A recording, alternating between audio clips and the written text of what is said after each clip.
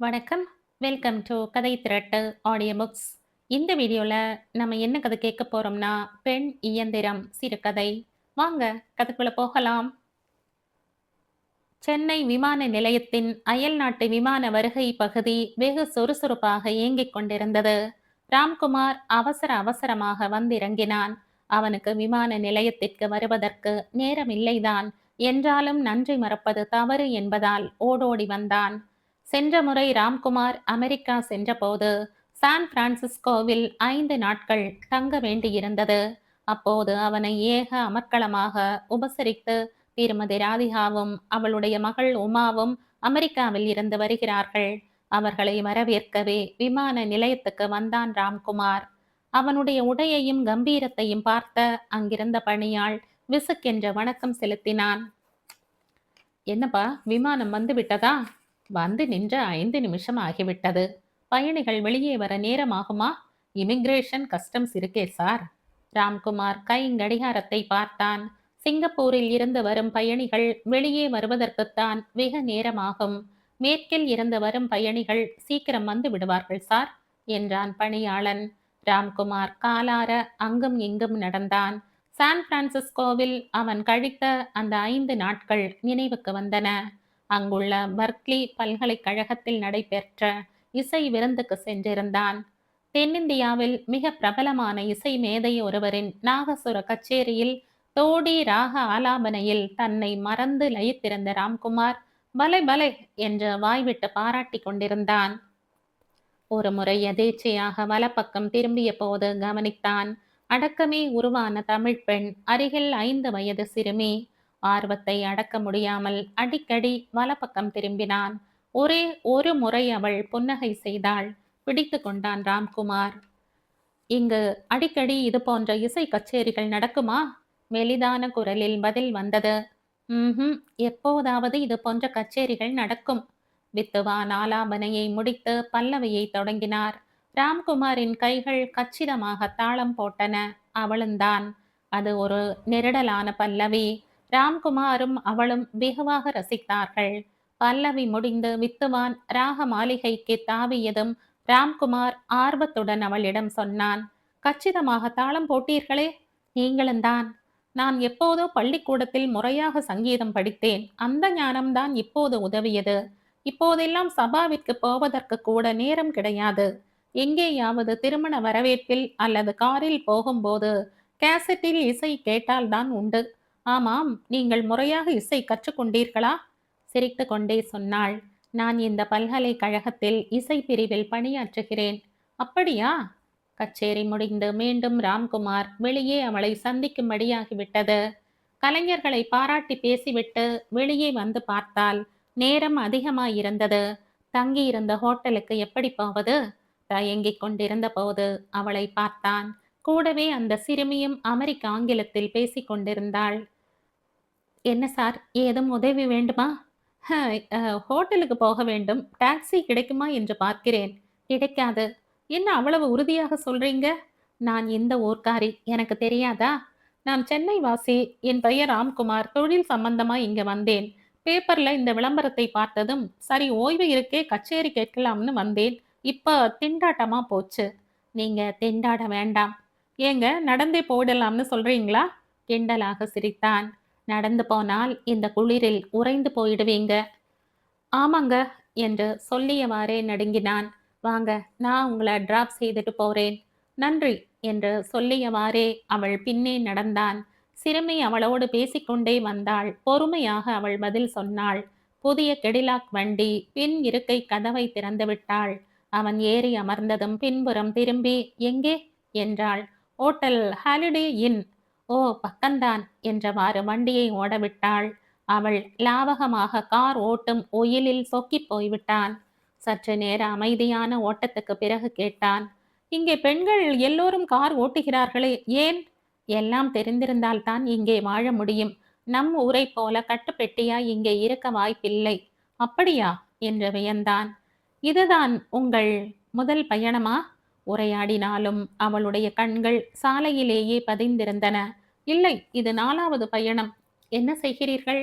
விஸ்தாரமாக விவரித்தான். சென்னையில் தான் எவ்வளவு பெரிய புள்ளி என்பதையும் தொழில் அதிபர் என்பதையும் விவரிக்க மறக்கவில்லை. கார் ஹோட்டல் வாசலை அடைந்தது. நன்றிங்க என்றவாறு இறங்கினான். பரவாயில்ல என்றவள். இன்னும் எத்தனை நாளைக்கு இங்க இருப்பீங்க என்று கேட்டாள்.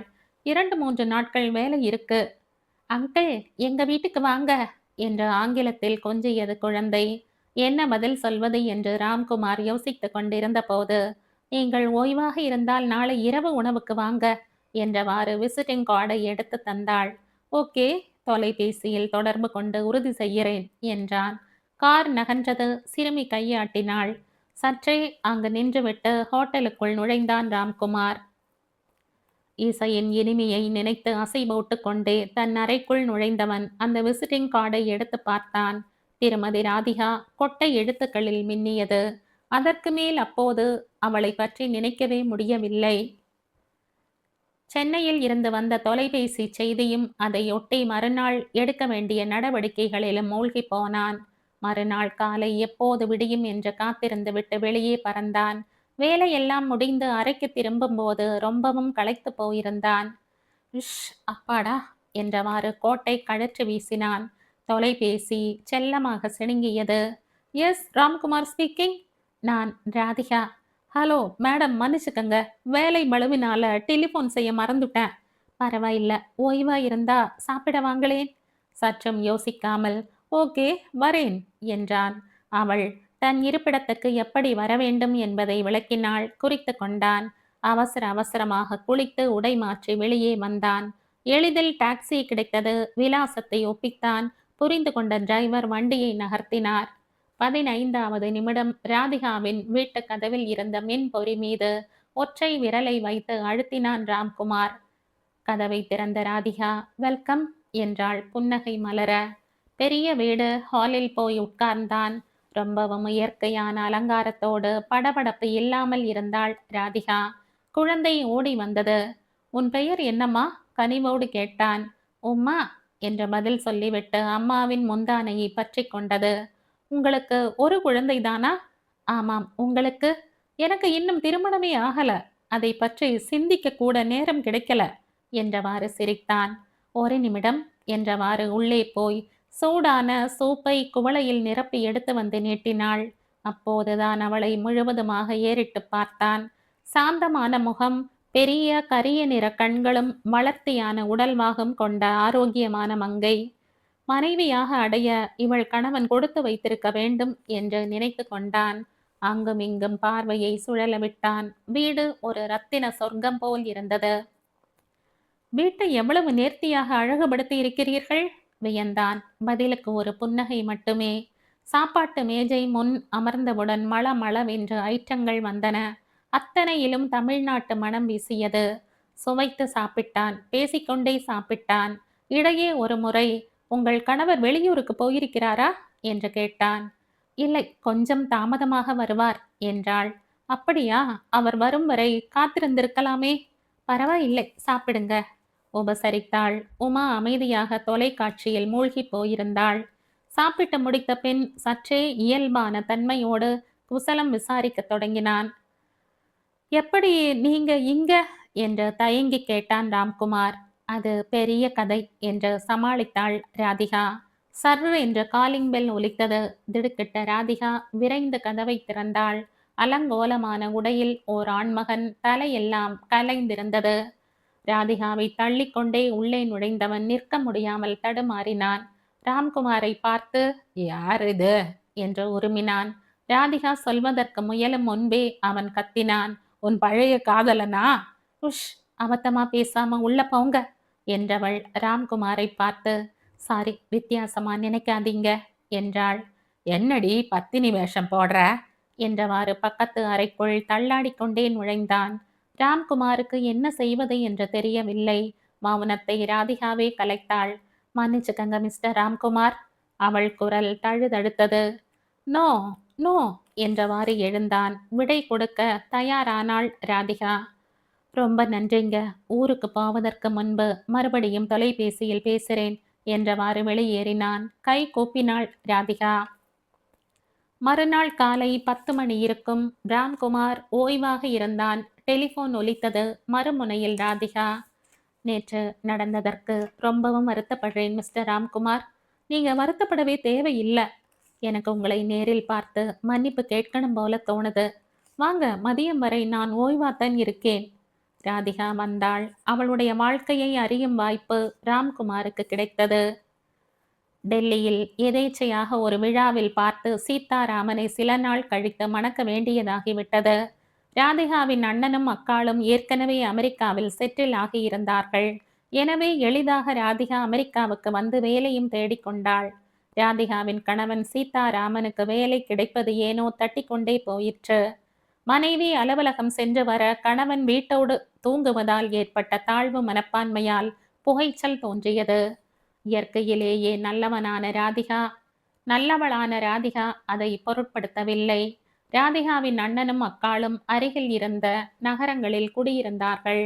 அண்ணன் ஓர் அமெரிக்க பெண்ணையும் அக்காள் ஓர் அமெரிக்க இளைஞனையும் மணந்திருந்ததால் ராதிகாவின் குடும்பத்தோடு ஒட்டியும் ஒட்டாமலும் இருந்தார்கள். எனவே தன் குடும்ப பிரச்சனையை தானே நின்று சமாளிக்க வேண்டியதாகிவிட்டது. இடையில் உமாவும் பிறந்துவிட்டாள். காதலித்து மணந்து விட்டார்களே தவிர எந்த ஒரு பிரச்சனையானாலும் ராதிகாவுக்கு நேர் எதிராக நிற்பான் சீதாராமன். இந்திய பண்பாடு கலைகளில் அளவுக்கு அதிகமான ஈடுபாடு ராதிகாவுக்கு உண்டு. அவை கட்டோடு பிடிக்காது அவள் கணவனுக்கு. அவன் வீட்டில் இருக்கும்போது சாதாரண முறையில் ஹம்மிங் செய்து ராகத்தை முனகினால் கூட அவனுக்கு எரிச்சல் வந்துவிடும். என்னடி இது, குடும்ப பெண்ணா நடந்துக்க, பாட்டும் கூத்தும் வேசிக்குத்தான் வேணும். கர்ணகடூரமாக வந்து தாக்கும் அவன் வார்த்தைகளால் சில சமயம் நிலை குலைந்து போவாள்.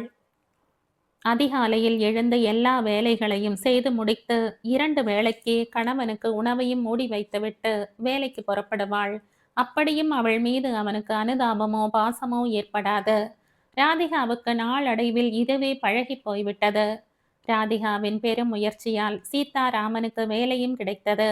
வேலை கிடைத்தவுடன் நிலைமை மாறும் என்று ராதிகா எதிர்பார்த்தாள். ஆனால் எதிர்பார்ப்பிற்கு மாறாக அவனுடைய ஆர்ப்பாட்டங்கள் அதிகமாகிவிட்டன. ராதிகா விவரிக்க ராம்குமாருக்கு என்னவோ போலாகிவிட்டது. அறிவு ஜீவியான ஒரு பெண், கலைகளில் வல்லமை பெற்ற ஒரு பெண் வாழ்க்கையில் களைத்து போயிருப்பதை பார்க்க அவனுக்கு வருத்தமாயிருந்தது. அழகி அவள் கண்களில் நீர் கோத்து கொண்டிருந்தது. சாரி ராம்குமார், உங்களை பார்த்ததும் ஏதோ குடும்பத்து மனிதரை பார்த்ததை போல ஒரு உணர்வு. அதனால்தான் என் சுமையை எல்லாம் உங்களிடம் கொட்டிவிட்டேன், மன்னித்துக் கொள்ளுங்கள். மிஸ்ஸஸ் ராதிகா, உங்களை எப்படி தேற்றுவது என்றே தெரியாமல் திகைக்கிறேன். உங்களுக்கா இந்த கதி? என்னால் நினைத்து பார்க்கவே முடியவில்லை. பிஸ்கட்டும் காஃபியும் எடுத்துக்கொண்டு புறப்பட்டாள். கார் வரை வந்தவள் கேட்டாள். உங்கள் கார் வரை வந்தவன் கேட்டான், உங்கள் அண்ணனோ அக்காவோ உங்களுக்கு உதவ முடியாதா? இந்த மண்ணில் பிறந்தவர்களை திருமணம் செய்து கொண்ட அவர்கள் வாழ்க்கை தடம் புரளாமல் ஓஹோ என்று இருக்கிறது. அதை பார்த்து கேட்டு மகிழ்வேன், அத்தோடு சரி. விடை பெற்றாள். கனத்த இதயத்தோடு அறைக்கு திரும்பினான். அதற்கு பிறகு தொலைபேசியில் தொடர்பு கொண்டதோடு சரி, நேரில் பார்க்க இயலாமலே போய்விட்டது. சிந்தனை அலைகளில் மூழ்கி போயிருந்த ராம்குமார் எதிரே வந்து நிற்பவர்களை பார்த்து திடீரென்று சுதாரித்து கொண்டான். ராதிகா புன்னகை மாறாமல் இருந்தாள். உமா வளர்ந்திருந்தாள். வெல்கம் என்று உற்சாகமாக அவர்களை வரவேற்றான். தன் கம்பெனிக்கு சொந்தமான விருந்தினர் மாளிகைக்கு அழைத்து போய் தங்க வைத்தான். போகும் வழியில் பேச்சோடு பேச்சாக கேட்டான், உங்க ஹஸ்பண்ட் எப்படி இருக்கார்? இருக்கார் என்ற பதில் வந்தது. மேற்கொண்டு அதை பற்றி கேட்கவில்லை. மாலையில் ஓய்வாக அவர்களை பார்க்க வந்தான். ராம்குமார், கலாஷேத்ராவில் உமாவை சேர்க்க வேண்டும். 2 மாத குறுகிய கால நாட்டிய பயிற்சிக்காக அவளை அழைத்து வந்திருக்கிறேன். ஓ, தாயைப் போலவே மகள். அதுதான் என்னுடைய ஒரே மகிழ்ச்சி. அவளுடைய அழகிய முகத்தை ஏறிட்டு பார்த்தான் ராம்குமார். மகிழ்வா இருக்கிறீர்களா ராதிகா? ஓ, இனிமே எனக்கு எப்பவும் மகிழ்ச்சிதான். அவளே தொடர்ந்தாள். ராம்குமார், விதி ஒரு அருமையான நாடக காட்சியை நடித்து முடித்துவிட்டு திரை போட்டு விட்டது. என்ன, புரியலையா? உமாவின் அப்பா எனக்கு விவாகரத்து வழங்கிவிட்டார். ராம்குமார் பதறினான். என்னங்க சொல்றீங்க? அமைதியாக இருந்தாள் ராதிகா. கை நிறைய சம்பாதிக்க தொடங்கிய பிறகு தாழ்வு மனப்பான்மை நீங்கி சகஜமாக போவார் என்று எதிர்பார்த்தேன். எதிர்பார்ப்பு பொய்த்து விட்டது. என்னை திருமணம் செய்து கொண்டதும் உமா அவருக்கு பிறந்ததும் வெறும் விபத்து என்று சொல்லி ஒதுக்கிவிட்டார். அதை தமிழில் சொல்லாமல் ஆங்கிலத்தில் ஜஸ்ட் ஆக்சிடென்ட் என்றார். அதற்கு பிறகும் அவரோடு அனுசரித்து போக தயாராயிருந்தேன். அவர் தயாராக இல்லை. இப்போ தனியாகவா இருக்கீங்க? விரக்தியாக சிரித்தாள். பழகி போய்விட்டது. ச்சே, என்ன மடையன் இவன்! மலரினும் மெல்லிய இவளை பொத்தி பாதுகாக்காமல் விரட்டி வேடிக்கை பார்த்திருக்கிறானே என்று தனக்குள் அலுத்து கொண்டான் ராம்குமார். 2 மாதங்கள் வேகமாக ஓடிவிட்டன. நாள்தோறும் ராதிகாவை வந்து சந்திப்பான் ராம்குமார். அவளோடு பேசுவதும் பழகுவதும் அவனுக்கு இனித்தன. ராதிகா வித்தியாசமானவள். உருவத்தால் மட்டுமல்ல, மனத்தாலும் அழகானவள். அவள் வாழ்க்கையின் துயரம் அவள் அழகை, குணத்தை சூறையாடவில்லை. மாறாக மெருகு கொடுத்திருந்தது. அவள் ராம்குமாரை மிகவும் ஈர்த்துவிட்டாள். திரும்ப புறப்படும் நாள் வந்தபோது ராம்குமாருக்கு இனம் புரியாத வேதனை உருவாயிற்று. விமான நிலையத்தில் உமா வேடிக்கை பார்த்து கொண்டிருந்தாள். ராம்குமார், எப்படி உங்களுக்கு நான் நன்றி சொல்றதுன்னு தெரியல. அவள் அருகே நெருங்கிய ராம்குமார் மெதுவாக அவள் கரங்களை பற்றி கொண்டான். அவனுடைய விரல்கள் லேசாக நடுங்கின. Don't be formal Radhika. அவள் கரங்களை பற்றிய நிலையில் அவள் முகத்தை ஏறிட்டு பார்த்தான். சலனமே இல்லாமல் இருந்தது ராதிகாவின் முகம். நீல புள்ளிகள் இறைக்கப்பட்ட வெள்ளை நிற சேலையில் தேவதையாய் ஜொலித்துக் கொண்டிருந்தாள். அவள் மௌனம் ராம்குமாரை ஊக்குவித்தது. விதி ஒரு அருமையான நாடக காட்சியை நடத்தி முடித்துவிட்டு திரை போட்டு விட்டது என்று சொன்னீர்களே, அதன் தொடர்ச்சியாக நான் சொல்றேன். இனி அடுத்த காட்சிக்கு திரை தூக்க வேண்டும்.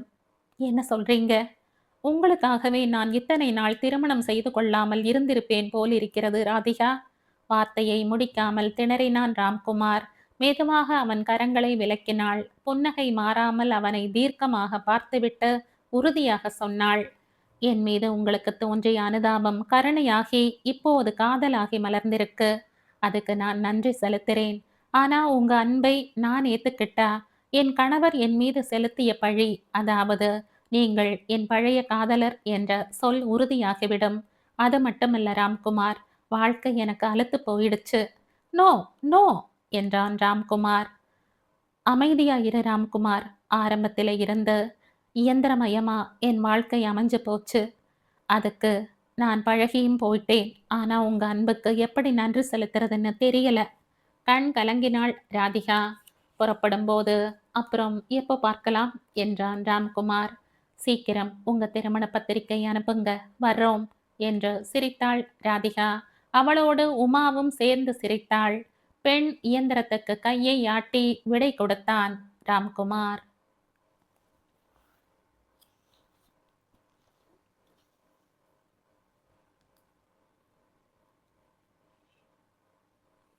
இதோடு இந்த கதை முடியுது.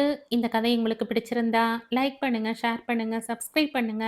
மற்றும் ஒரு இன்ட்ரெஸ்டிங்கான கதையோட அடுத்த வீடியோல சந்திப்போம். பை. தேங்க்யூ.